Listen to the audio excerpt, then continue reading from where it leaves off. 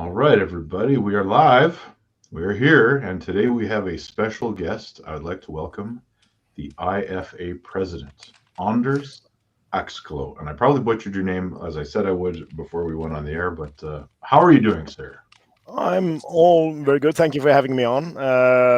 I'm good. We're just at the end of the day here, so enjoying the time difference. Yes, yes. Um, I believe the first time we met was at WAF Championships a Yeah, few I'm years sure. back when you Yeah, were commentating. yeah. I was announcing, and I had been announcing the all the championships between 2011, 2012. I started somewhere around there, and up till 2018. Yeah, Turkey, I 2018. think, was the last one.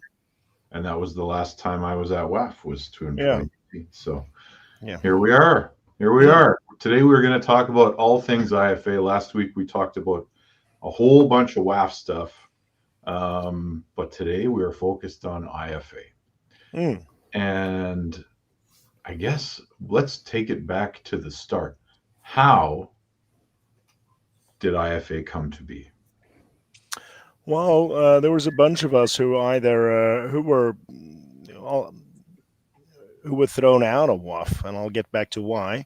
There was a bunch of us who were thrown out of WAF, and it was to leave arm wrestling altogether or start an organization where everybody's welcome.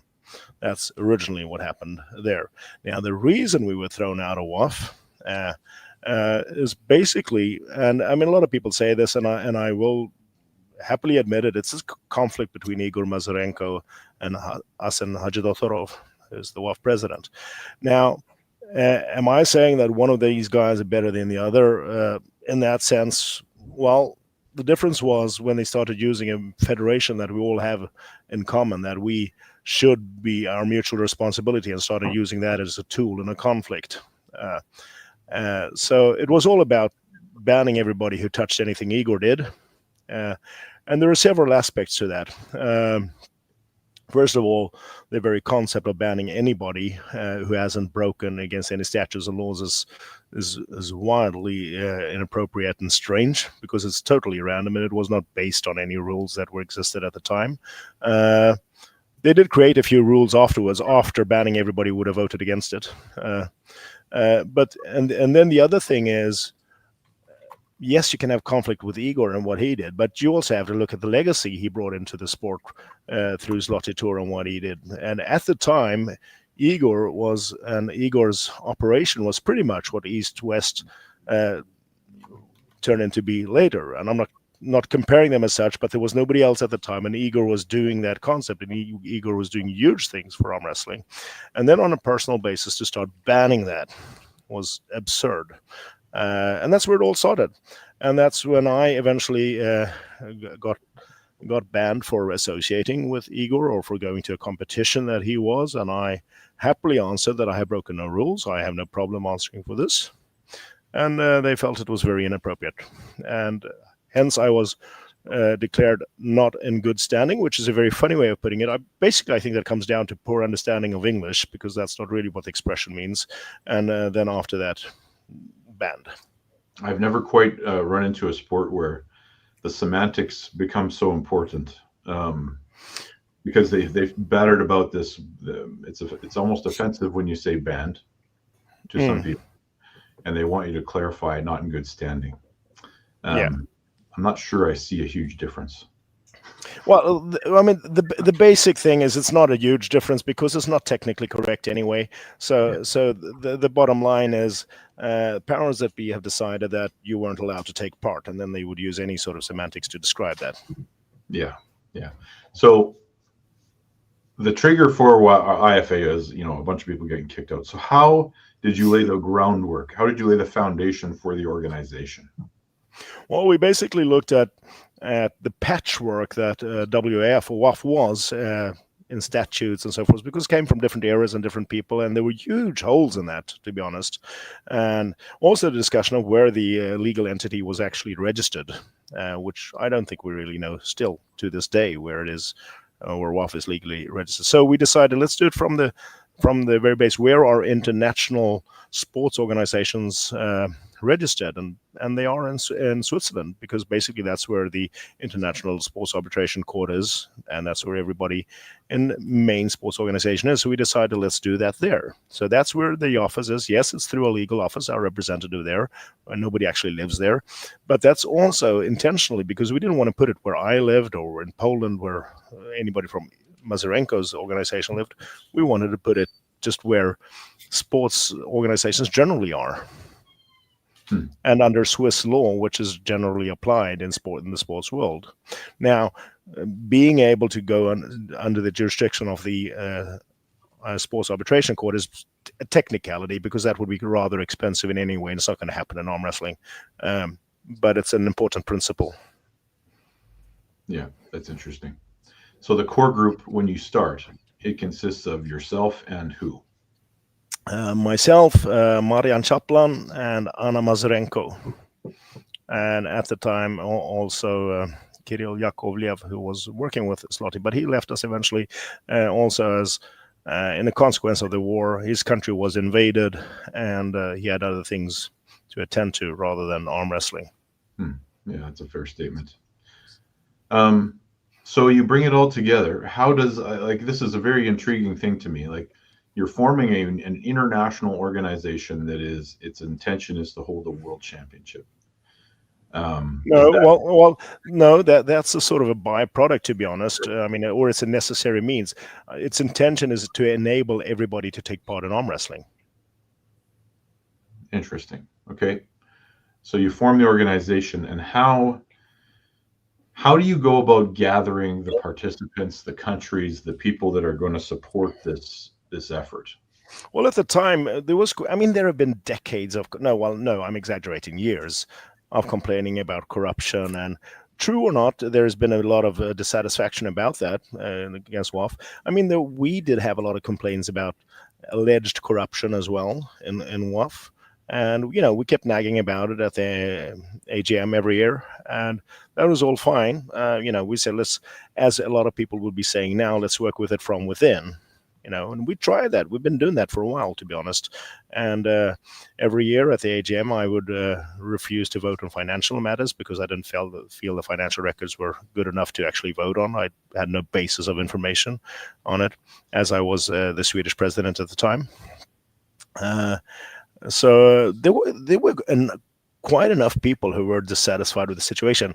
And on top of it all, there were just quite a bunch of us who were actually thrown out. So there was a core group already there. It's interesting that you said that there is an attitude of trying to change from within. So that is the narrative that has been told to me a few times. We honestly did that until we were thrown out. I mean, we did not. I mean, and this cannot be emphasized enough. We did not leave WAF. We were thrown out. IFA was not founded until we had been thrown out. We did not leave to start something on our own. We were thrown out. That is a very important piece of information. But the working from within, that is the narrative that has come up recently, in the past few years, particularly for the Canadian Arm Wrestling Federation, there's been a lot of pressure from people that used to be in charge of things. That's what we should be doing, is working from within. The very same people that have were responsible for the orchestrating a split back in 1998 and know that it's going to be incredibly hard. So you're thrown out.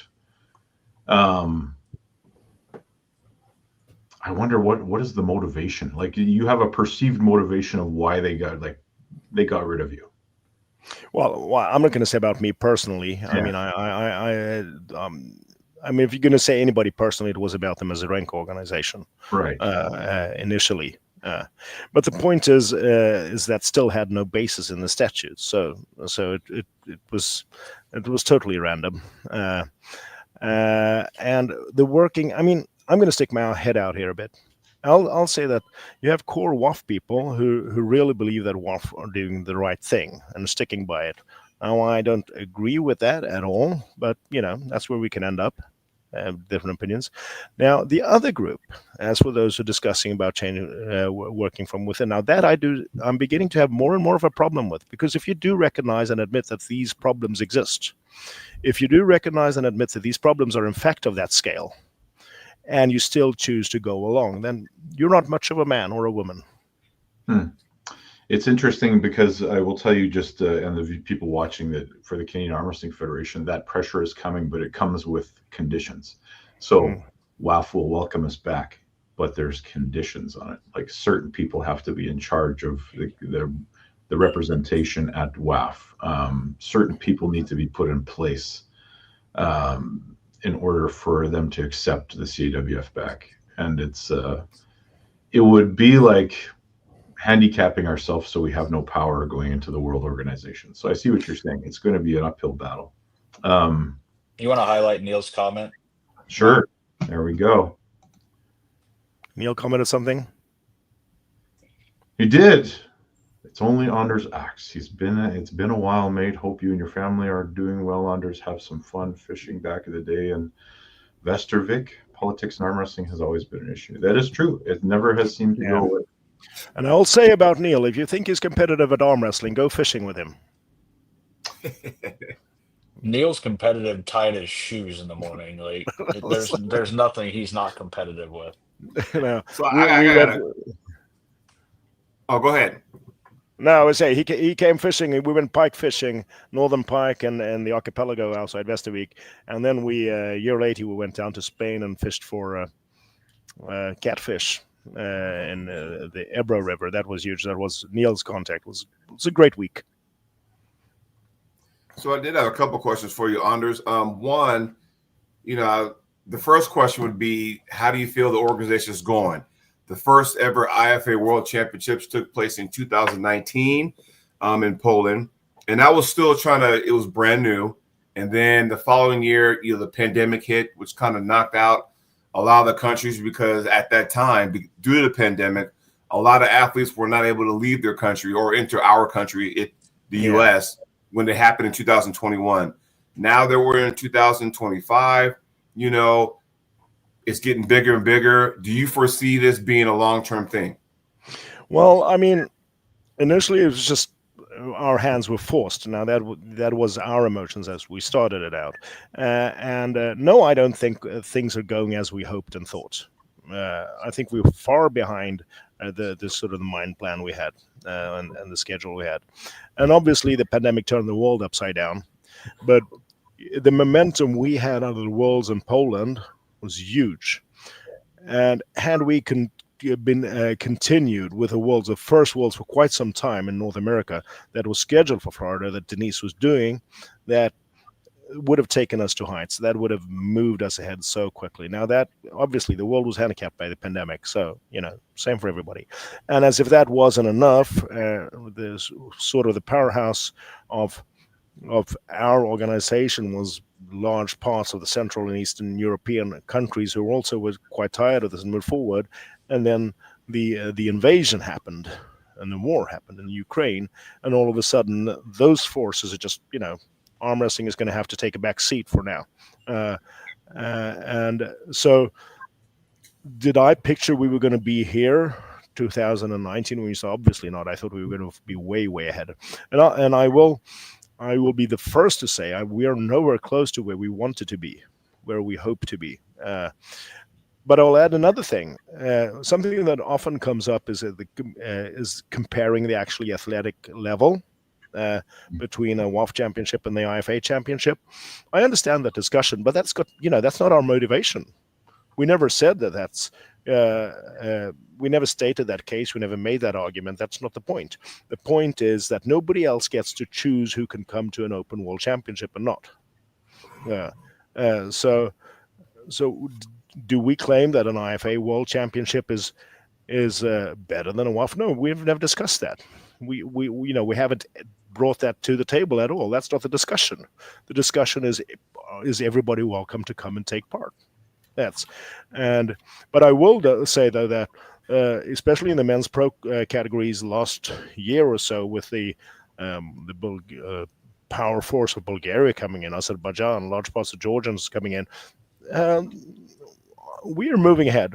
We're moving ahead, but that was never the point. We never said we could create something with a better athletic level. That wasn't the issue. And the reason why I asked that question, because I mean, from a history standpoint, yes, 2019 was the first one.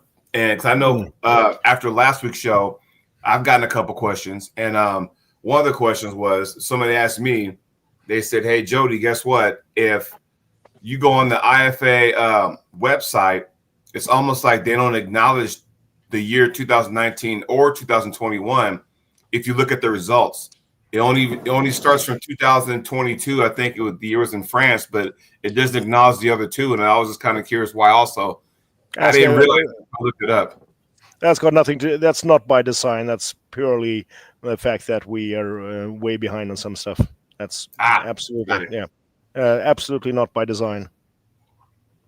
And also a few different systems that we're forced to use during the pandemic. We haven't been in one system, and we don't necessarily need to force that, but that's part of the reason. It's absolutely not by design. Denise, welcome to the show. Hey, you guys, what's up? Hey, you got everything working.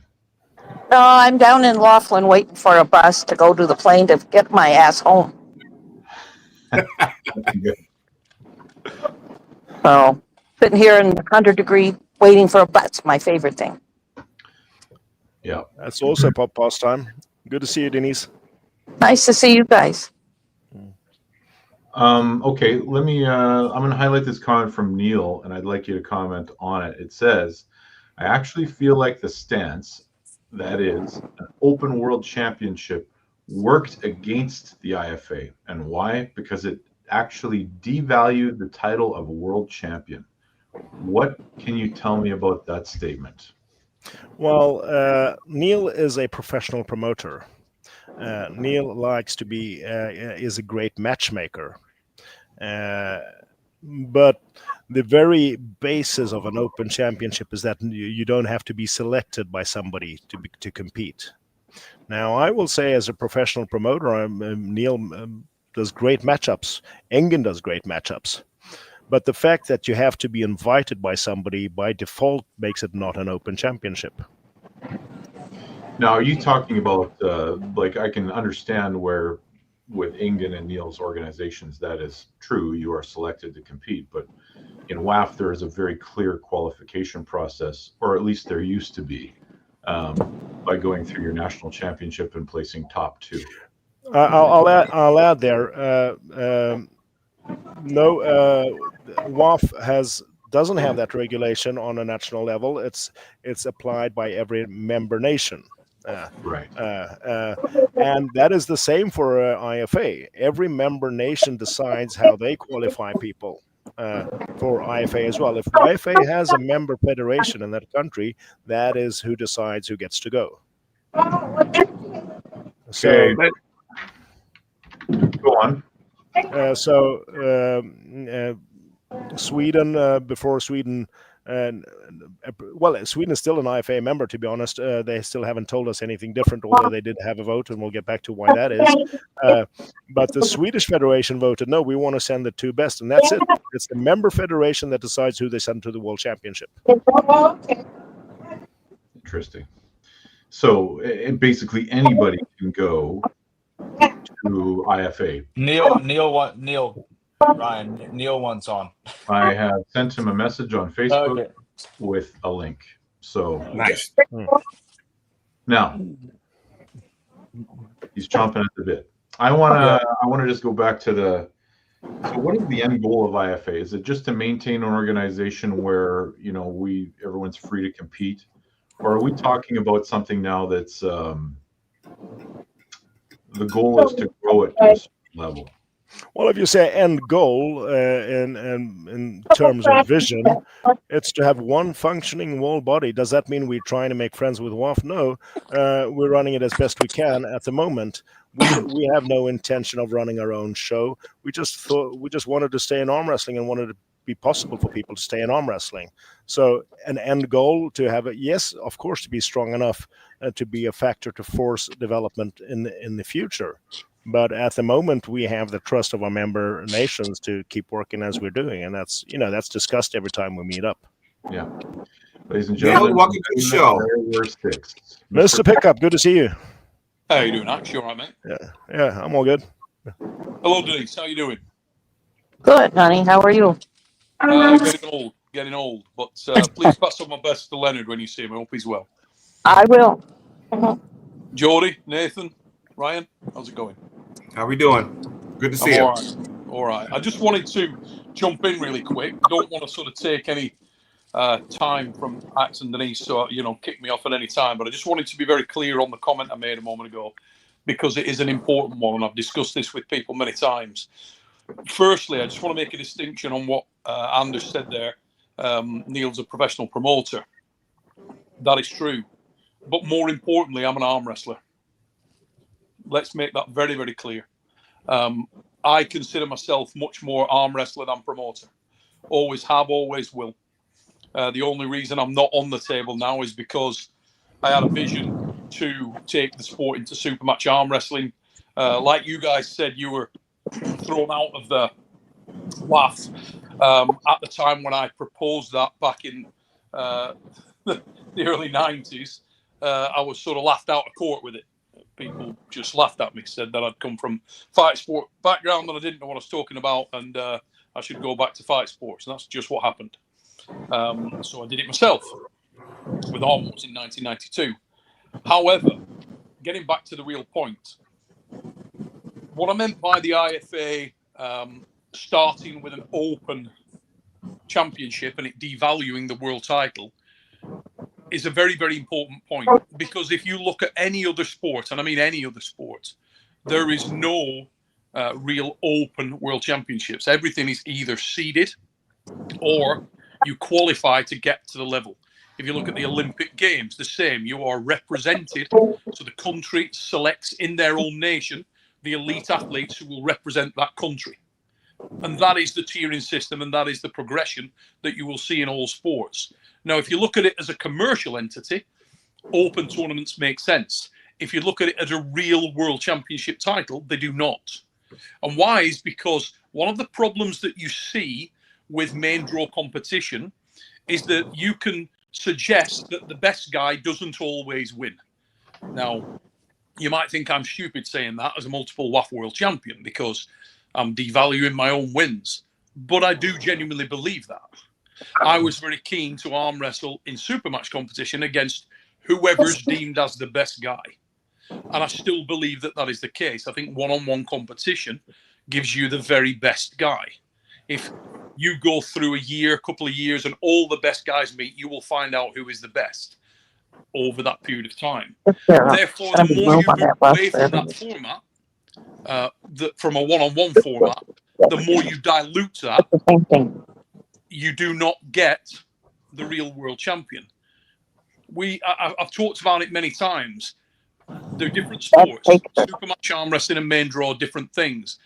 But to the person that is going to the world championships, whether they're from Sweden, Canada, America, England, doesn't really matter. They've spent their time throughout a year training as hard as they possibly can, and they want to go there and to be recognized as the world champion. If you invite everyone to do that and they don't get to face the elite competition and they're burned down by a massive volume, you have less chance of finding the very best athletes. And that's, I believe, been a problem for IFA. And I also believe that that is one of the reasons why it doesn't get taken and never did get taken seriously by a lot of people, including myself, actually. And you could see it represented in the champions.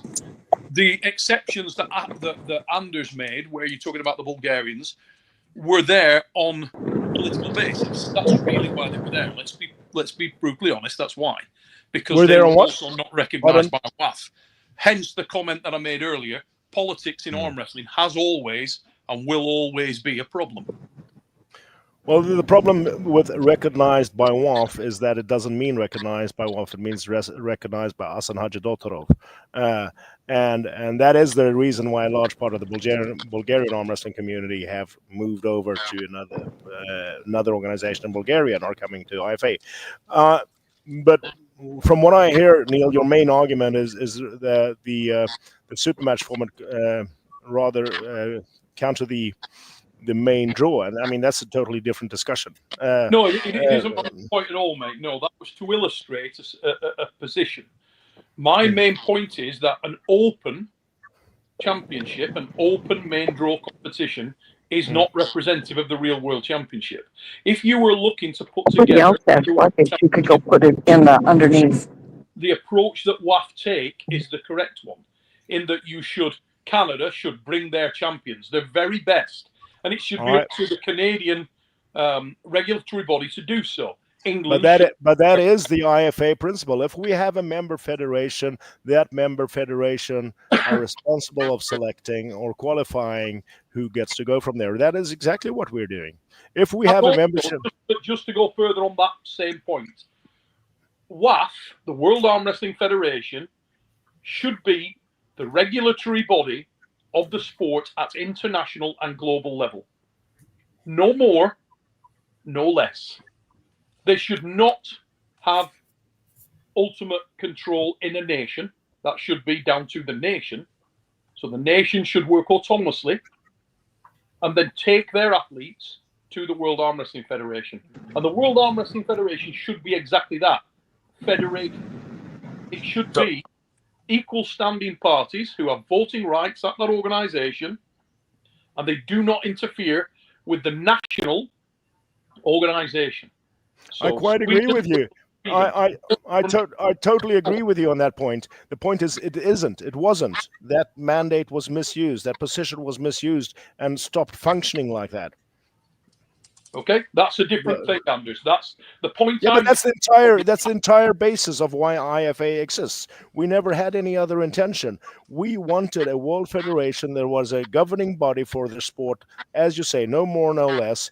And when that governing body stopped recognizing people on equal level and threw people out of it and didn't admit them to it, then it stopped being that functioning body. Personally, I feel it was a little bit more complicated than that. And I did live through that time, as you know.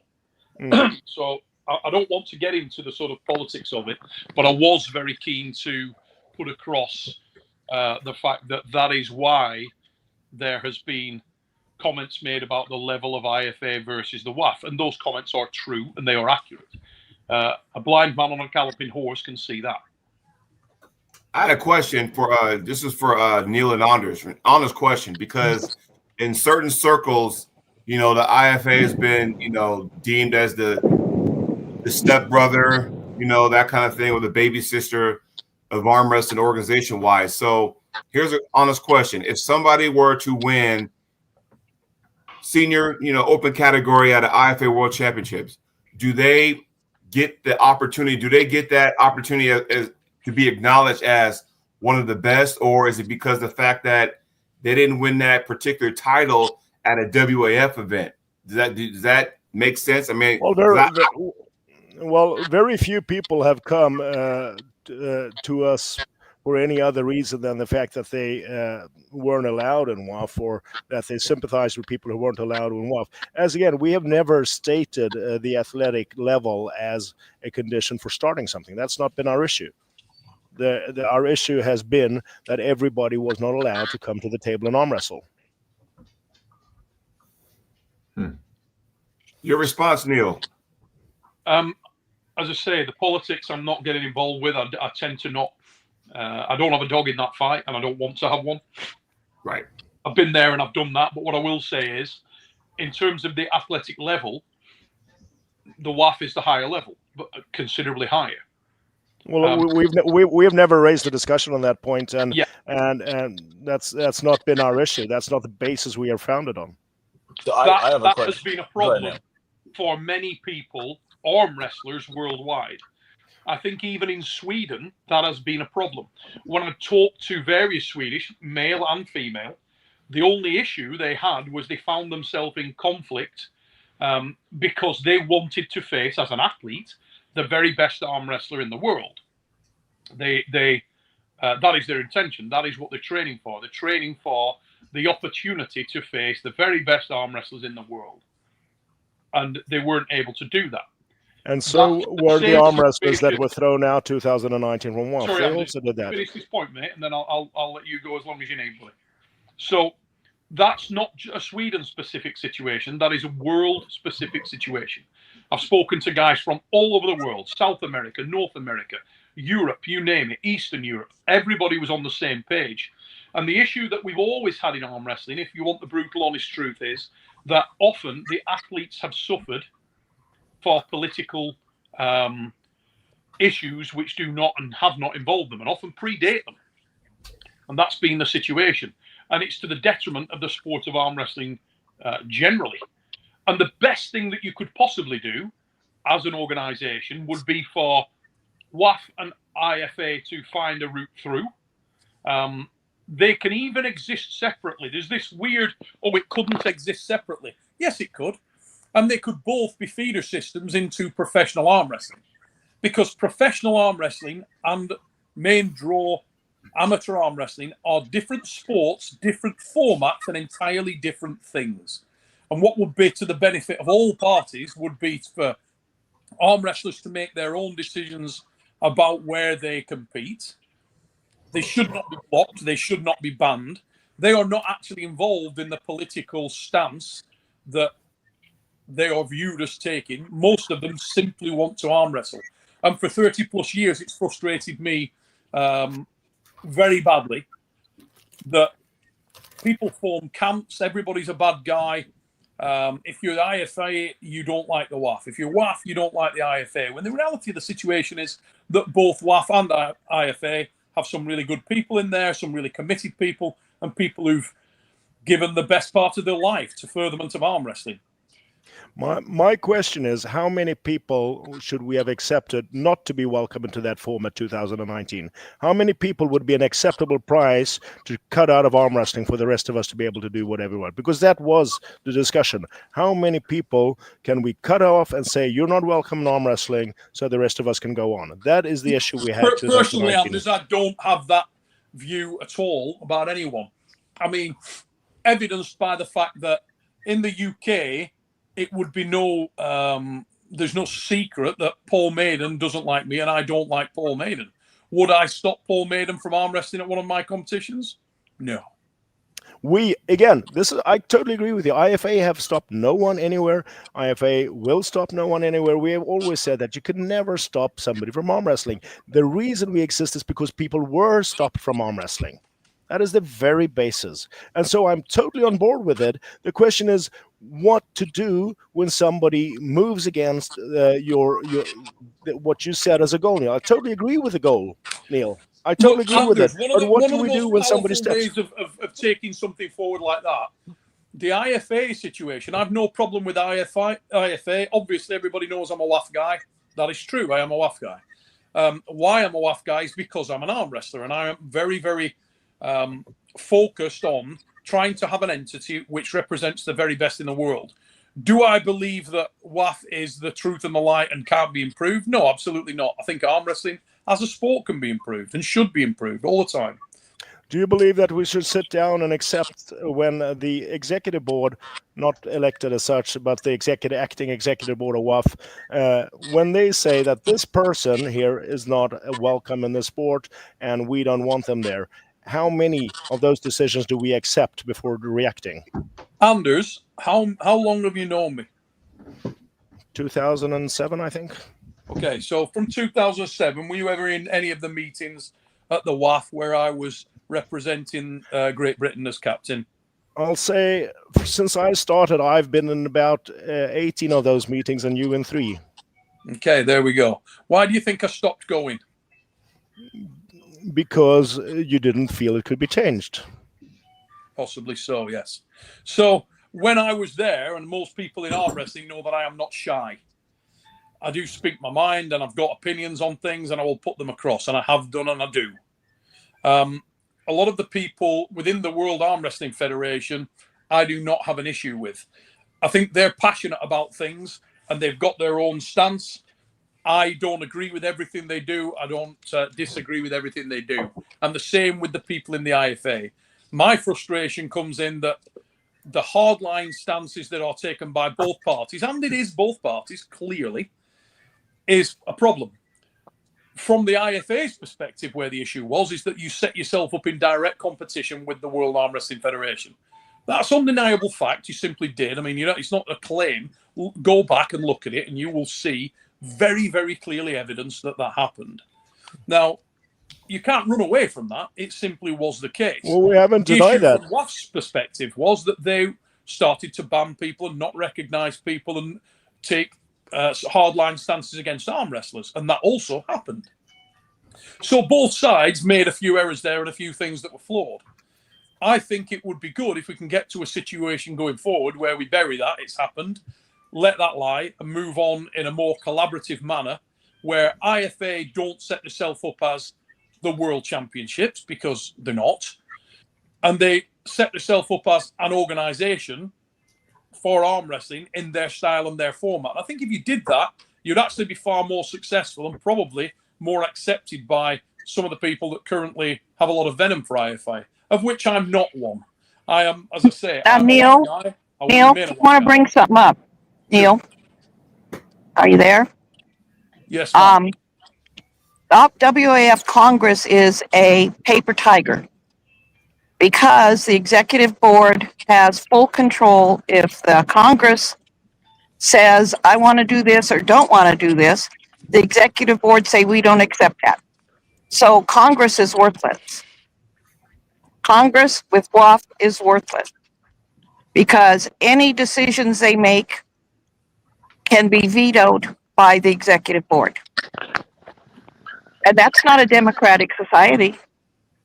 And the point is that enables them to cut out arm wrestling. I'll give you my one. I have one emotional reason in the startup of IFA, which motivated me more than anything else, and it's the fact that when the conflict was fully aflame against Zloty Turin and Igor Masarenko, WAF loyalist national federations went out and banned. There was this one kid. I'm not going to use his name because it's really not important, but at the time, it was a 21-year-old kid who had started arm wrestling, and his big dream was to arm wrestling at Zloty Tour. That was his dream, as is understandable, as is now many's dream to arm wrestle at East West. So he went and arm wrestled at Zloty Tour, and with the consequence that his nation posted and I quote, lifetime ban for him. A lifetime ban for a 21-year-old arm wrestler for going to the wrong competition. Now, that is what I couldn't accept. Neil, I'm going to make a statement, and I'd like you to comment on it. I will say that I believe that the IFA still exists and will continue to exist because of the actions of WAF keeping it alive as an alternative. Oh, well, it's because of the continued practices. We have this situation where athletes continually get found not in good standing, but it's gone beyond that now. So we're at this part, and I know you don't want to talk politics very much, but there has been a certain amount of influence that has been exerted over other organizations to prevent athletes from competing under the threat of ban. Now, whether that's coming right from the top or not, it is happening. It's happening in the United States. It's happening in Canada. It is an influential thing. It's happening in South America. Brazilian athletes were prevented from competing, not against, but on the same card as certain athletes that were not in good standing. Mr. Smitan Guszewski being one of them. And these athletes were told, if you compete, you will be held not in good standing, which will impact your livelihood in your own nation. Now, that's the kind of thing that is bolstering an alternative, in my opinion. So, Absolutely. while this comes down to, we're talking about level of competition and that sort of thing, I would venture that as an organization in North America, IFA's popularity surpasses that of WAF. Now, that doesn't affect the level of competition on a global scale, but definitely it is the preferred alternative amongst athletes, because, especially the older ones, because they do not like some of the politics that have been exerted over them in this continent. I'd also like to push in here that up to 2019, we all, and I mean we all, I mean those of us sitting here and many, many more helped build WAF. WAF was what we built together to there. Yes. And then it was taken hostage and certain of us were thrown out. So I love WAF when WAF is what it was supposed to be, but it isn't anymore. I have a question going back to something you said, Anders. When you said that the country's governing body gets to dictate the amount of athletes that go No, not to each. amount, but who?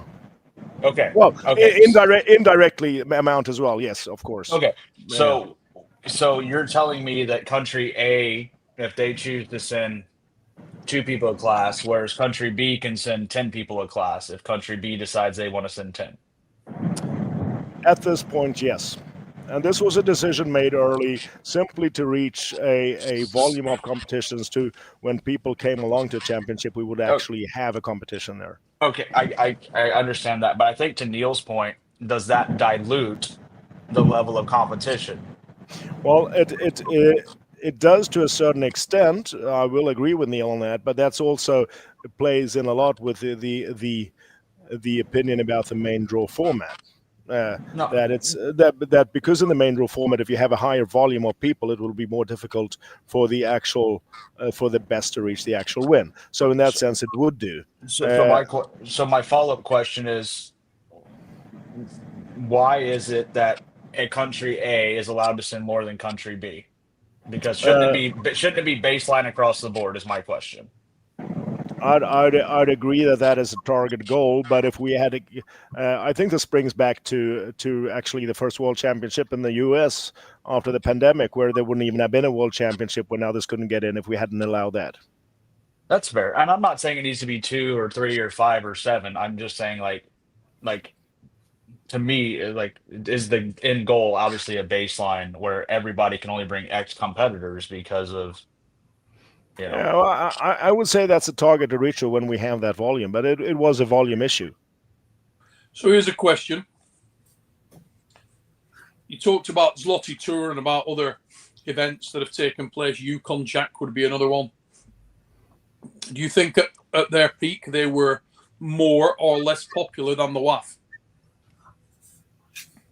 I think it's almost impossible to say. I think. I mean, I would say that. Zloty toured as East-Westers now as some of the other things that are going on professionally. As you say, is a different thing. I think it's really easy. Well, I will readily admit that I wasn't around when Yukon Jack was at its peak, so I couldn't rule on that. I couldn't say.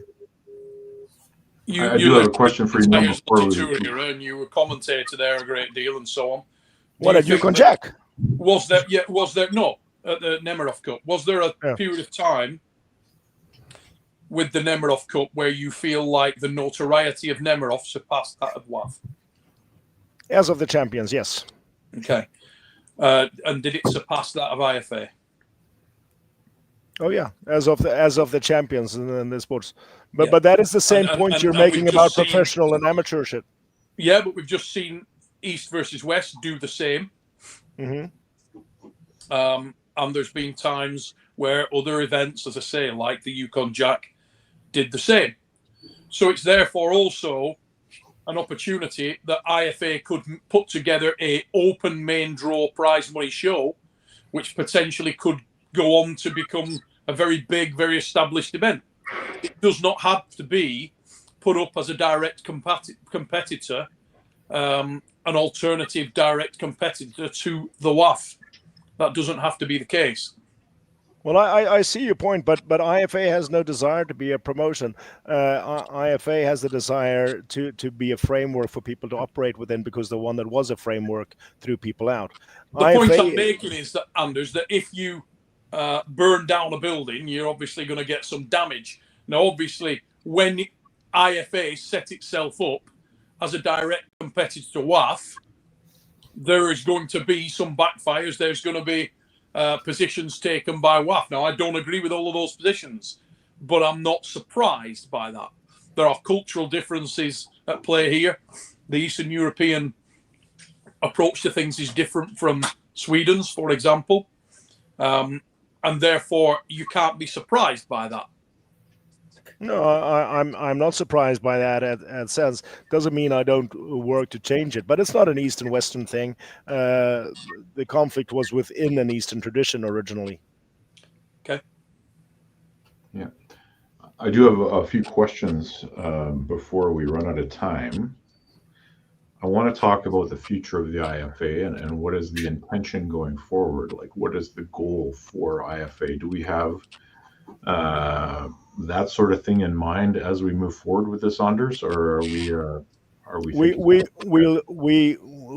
we lift that discussion every time we have an AGM. At the European Championships we held in Estonia, which is not a voting meeting because it's not an illegal entity of itself in Europe. It was just a meeting with the European members that were there. We discussed the matter. What do we want? And we are going to put our fingers on that pulse every time we meet our members. What do we want to do? Now, if I was if you'd ask me personally, I would say I want one governing world body that allows promoters, organizations to operate on a level basis with level rules and regulations. And I don't mean table rules, but I mean right. That is my goal. That is what I would want. But it could never be at the expense of some people not being welcome in our sport. Now, do you ever foresee a world where the two bodies come together, or does one simply have to fail, much like the two WAFs were running side by side from 1998 until 2005? I think the most I don't really know. I mean, for the two to come together, there would need to be change in people. To be honest, I would happily throw myself on that sword this evening if it would solve anything. I don't think it will, but I would. So if that was possible, of course. Do one of us have to fail? I don't know. Maybe. My point is that we need a sport that you cannot be shut out from because you're in a conflict with somebody who happens to be a power person in it. Yeah. I am curious. Yeah, I got to say, I disagree with the whole somebody's got to fail, somebody's got to be booted out of the sport approach. I think it's bullshit. Absolutely. I'm not saying booted out of the sport. I'm saying I don't think you're saying it, Anders. I think anybody that approaches that in that way, it's total nonsense, mate. That whole approach is absolutely ridiculous. I think you have to have a situation where good people and committed people and passionate people about the sport of arm wrestling are able to and empowered to do arm wrestling shows however they choose, wherever they choose. Amen. I don't think you have a situation where the IFA continue to be in a facade that they are the world and European championships. You're not. Give that up. What you may want to do is look at reinventing the IFA as something else. And I think if you did that, probably you'd have a great deal more chance of succeeding. You'd attract less negativity, and you'd probably appeal to more people. I wouldn't try to run in conflictual dates with the WAF and the AAF. Why? Because it's completely detrimental to arm wrestling and arm wrestlers. I think promoters have got to start to be a bit smarter and realise that by putting on dates at the same time and taking little or no regard for that doesn't impact the WAF or the IFA. It impacts arm wrestlers. Nobody else, just arm wrestlers. The people who've got it in the arse all the time are the arm wrestlers. And we've seen it time and time again. And I think if you reinvent yourselves and the IFA becomes a professional organisation, could be really successful. But you see, that is the big thinking mistake you're making. IFA is not a promotion. IFA is not a company. It doesn't want to be a company. IFA is an organization where every country has an equal vote. And I understand that is entirely strange to the world of arm wrestling because it's always been run, even when there's been a federation, it's been run as a professional company rather than a federation. People, I constantly run into this when people ask me, "Can we be IFA's representative in this and that country and that," and ask us to be some sort of kingmaker in whatever nation it happens to be. We don't do that. We don't have representatives. Countries send their representatives to sit down and vote and speak with us about what are we doing in arm wrestling. It's not my organization. It's not the board's organization. We don't own it. It's a federation with one vote for every nation that is joined. Interesting. Nathan, Jody, anything? Just going forward, and I know Nathan already kind of touched base on this. Going forward, as far as letting like every country has their national, and normally, you know, from a WIF side, you know, the top 2 would qualify for the worlds, and you know, do all countries across the board in the IFA, do they have the same amount of athletes that can attend the IFA worlds? No, there's not a number set at the point, and I do agree that's something that we need to be working away from. At the moment, if we have a member nation who chooses to send any amount of people to any category, they are welcome to. Okay. And I will admit that is a weakness and at point, but that is also it has been at least a necessary evil. Do you The foresee reason it has been a future- necessary evil is because you are, in fact, a commercial entity. No, we're not. That is the facts of things. Because if you weren't, you couldn't operate events. And one of the reasons I was saying what I was saying earlier, mate, is because if you find yourself in a situation where you can remove yourself from direct competition with WAF and EAF, you would probably find that you'd attract less negativity, get more people, also potentially attract more sponsors, and it would be beneficial for you. That's what I genuinely believe. Neil, how do You they might do that, find though? the waters would smooth with WAF and EAF. I don't if believe you that the can't waters fix- will ever smooth. Sorry, mate. I think that, how do you do that? How do you remove yourself from competition with those organizations? Because the other WAF has Don't call inserted yourself itself. WAF and don't call yourself when WAF's called World Championships. Don't call yourself World Championships IFA. Don't call yourself European Championships. But why do representatives Direct from competition. WAF feel the need to insert, like, this is a politics discussion, I get it. I personally don't agree with you that they should compromise on what they're calling their event. However, we're in a situation where WAF has inserted themselves and tried to influence so many other organizations that I don't think it's a fair statement to say that if IFA stops calling themselves the World Championship, they're going to stop. Do you think by dilution of people attending the WAF, that increases your option and your voting right within the WAF? I would think it would dilute it greatly. I would think that it still comes down to personal choice, and that is why IFA exists. So if a competitor desires to go to one or the other based on their values, which you'll see a lot of older competitors, in my opinion, go to make that choice more readily than the young guys trying to break into like the main to the elite status. But that's a lot of that is because the older guys are basing their opinions and their stance on emotion, friendships, and other considerations, while the younger people don't know any of that and are basing their decision on wanting to pull the best guys in the world. Yeah, I'm going to suggest something to you. Do you think that the limitation of IFA growing would have any direct correlation to WAF countries subsidizing their athletes and those athletes potentially risking those subsidies if they were to make a choice to go somewhere else? And I don't mean, when I say potentially, I mean for sure they're going to lose that. You want my honest opinion, mate? I think that there's a great deal of politically charged rhetoric around the whole IFA and WAF thing, and that is where the biggest problem lies. I think an erosion of that would benefit both parties. That's what I really believe. And I think that an erosion of that would benefit arm wrestlers and arm wrestling. Here's the issue for me. I think that if we're going to talk about what's best for both parties, then both parties issues of preventing you've got 5 world boxing champions, and it's devalued the title. Nobody knows who's the champion anymore. And the reality of the situation is in boxing that it depends what weight and who's actually in there. And it's all about money, and the champions don't fight, and you don't see the best guys. One of the reasons that East versus West has been as successful as it has recently is because we had the opportunity to see the best in the world face each other. One of the reasons that UFC became as big as it did, because fans got to see the best fighters fight.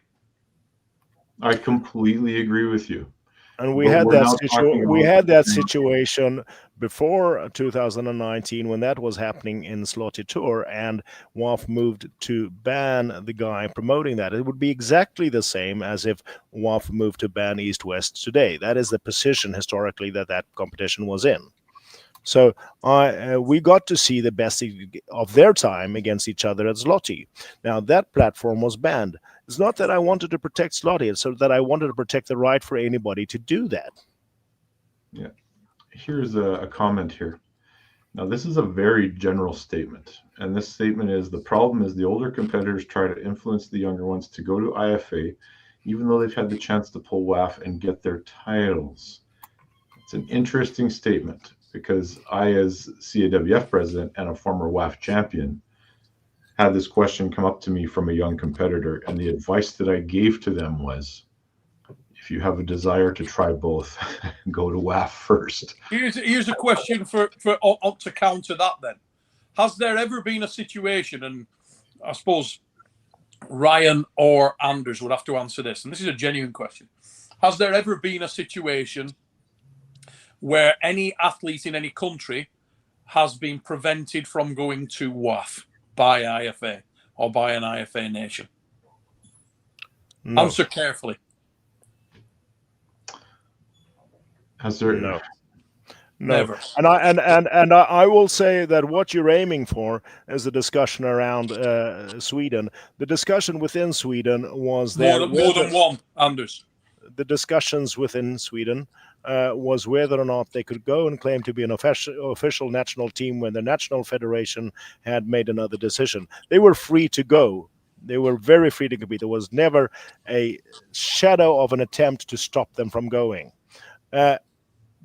You'll ask me, did I personally say something different when they came to me and asked? And I said, you're free to go. Do you ask me if I like it? No, I don't like it. I did answer exactly that. It was at a lunch table with two grown women who acted as little girls when they said they wanted my blessing to go and do something else. And I said, will you be punished? Will you have any consequence? Absolutely not. Do you want me to like it? I don't. Okay. In Canada, I will tell you that WAF affiliates have directly influenced people to not attend intentionally international events or IFA championships, because they could be, and when we say it could be something as simple as a high profile referee was at a national championship refereeing, and other referees were told if they show up and referee there, they could be put in not in good standing. And this comes from somebody that is the WAF representative for Canada. So yeah, there is influence there. There's definitely we have similar stuff in the US, right? Like if you have an intentionally international event where somebody is an IFA ref and or an IFA athlete that is not in good standing with WAF, and you choose to compete there, and it has to be a super match format in the US, and I believe Canada as well. not in Canada. It's tournament arm wrestling as well. Well, that's a new one. I thought it was just super match, but in super matches, like if, for example, Jody was not in good standing, and I pulled Jody, and it was an intentionally international event with an IFA ref and him and them suspended or not in good standing, then I could be deemed not in good standing as well. The big problem you have with all of that is you're trying to apply a rational rule to it, and you will not be able to find a rational rule to abide by because it's randomly changed to suit the purpose. Now, this is the entire point of our protest and why we're trying. We need everybody to be subject to the same rules. So trying to understand and see a rational pattern in WAF rules is like trying to see a pattern in a spilled glass of milk. From personal experience, I can say that I agree with what you're saying. Now, yes, it is in tournament format in Canada, sir. I should know this. Let me just say also, I'm in a while. I'm going to need to get going here. I don't want to. I don't know normally how long you guys keep going. So I'm just. Yeah, no. Go ahead, Anders. We wrap up pretty soon. Okay. Yeah. Sure. No, I'll hang on for a while. So. No, we're usually wrap up around this time, but I just have a question. Do you think the IFA would benefit from, well, a lot more publicity, for one thing? I think arm wrestling benefits from publicity. Yeah. Okay. And again, it's. I will also say that to 99% of the world's arm wrestlers, this is a non-issue because they do their arm wrestling at the level they want to at national level, and this thankfully does not influence them. So arm wrestling benefits from publicity. Yeah. Well, maybe we'll just go around, and if everyone has anything else they want to add in before I ask for some final thoughts or give some final thoughts, please do. Jody, maybe we'll start with you. My question was answered. I'll just because my thing going forward, because I competed at IFA back in 2021. And, it was, and for me, it was like it was still coming off the pandemic. So I'd like to experience both sides of it just so I can get the experience and I can compare the two and kind of go, oh, okay. I mean, I had a good time here. I had a good time here, because you're going to get a different level of athletes in each organization. So I would love to do that. Only problem is that on one side of the fence, I have to go through all these hoops and sign letters of I'm sorry and all that kind of stuff in order to do that on that end, which is unfortunate. But, I do recognize the deeper competition. The top tier athletes do lean on the WAF side. I understand that, and I'd be the first person to admit that, but I would love the opportunity to kind of test that theory and test the IFA theory now as opposed to when we had it in 2021. So that would be my feedback for all that. Yeah. Nathan?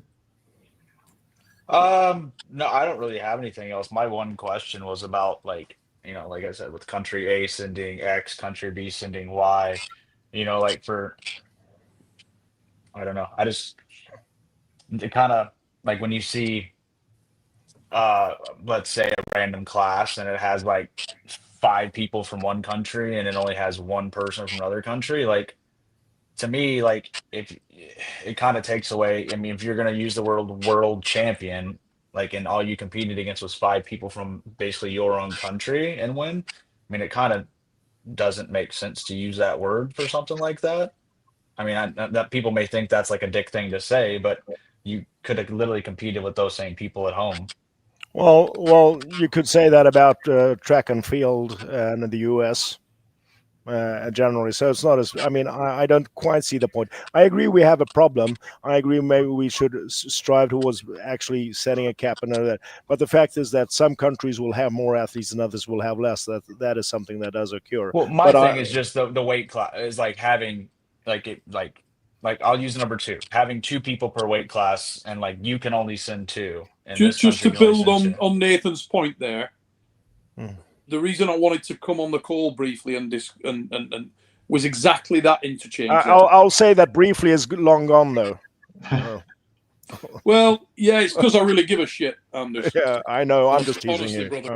I'm just I really teasing do, you because that interchange there documented it all. Nathan's saying, well, yeah, to call yourself world champion if you've only competed against this set amount of guys, and you know in your heart of hearts you are not the world champion, right? Crystallize that. That's what matters to an arm wrestler. When you go home, I would say it also matters if they're not allowed to enter the competition.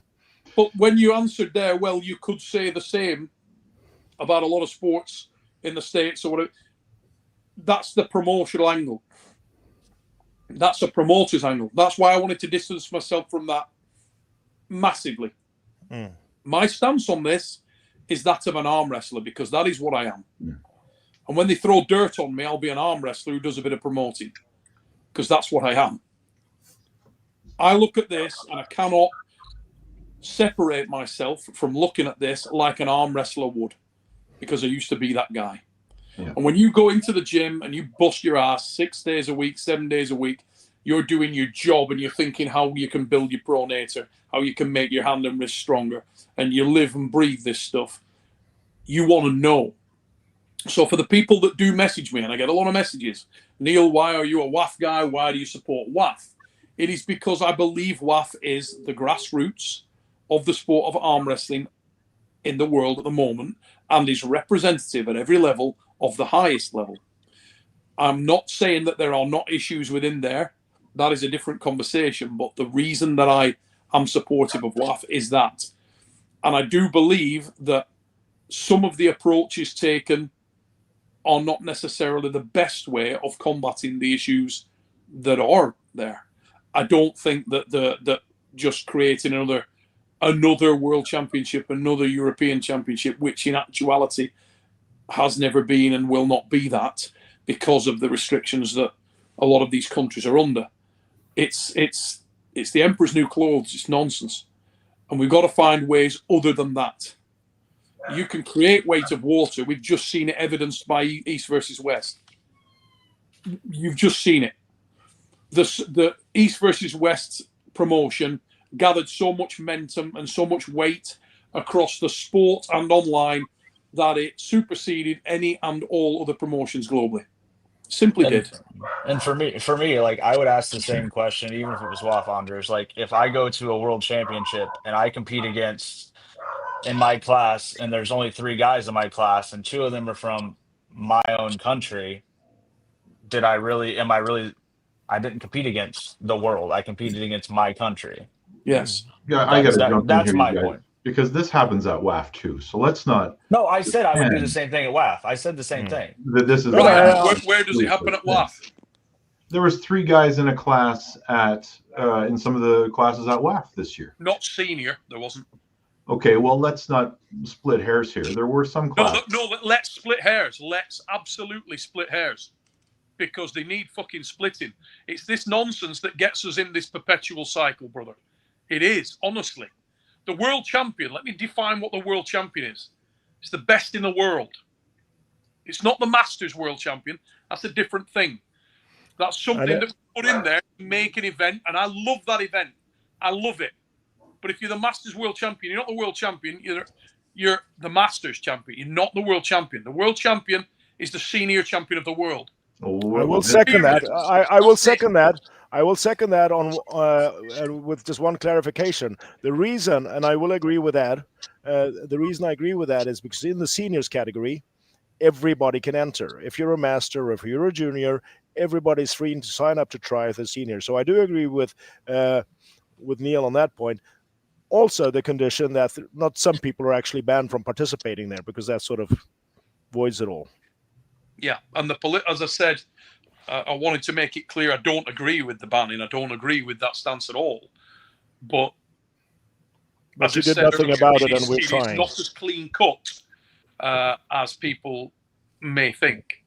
It's not clean cut, black and white. There are arm wrestlers considerations, and there are promoters considerations, and organisation considerations, and all of them are in a maelstrom.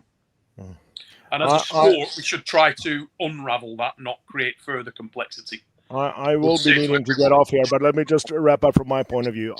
IFA is going to be around as long as possible, as long as people are not welcome anywhere else or to do their sport at the level they choose with the passion they have. So my goal for any organization, and this was when I was heading the Swedish or in the international, is that people around the world should be able to practice arm wrestling at their chosen level and freedom. And that is what this is about. And as long as there's somebody else stopping somebody else from practicing arm wrestling in the way they want, then IFA is going to be around. Fair enough. Well said.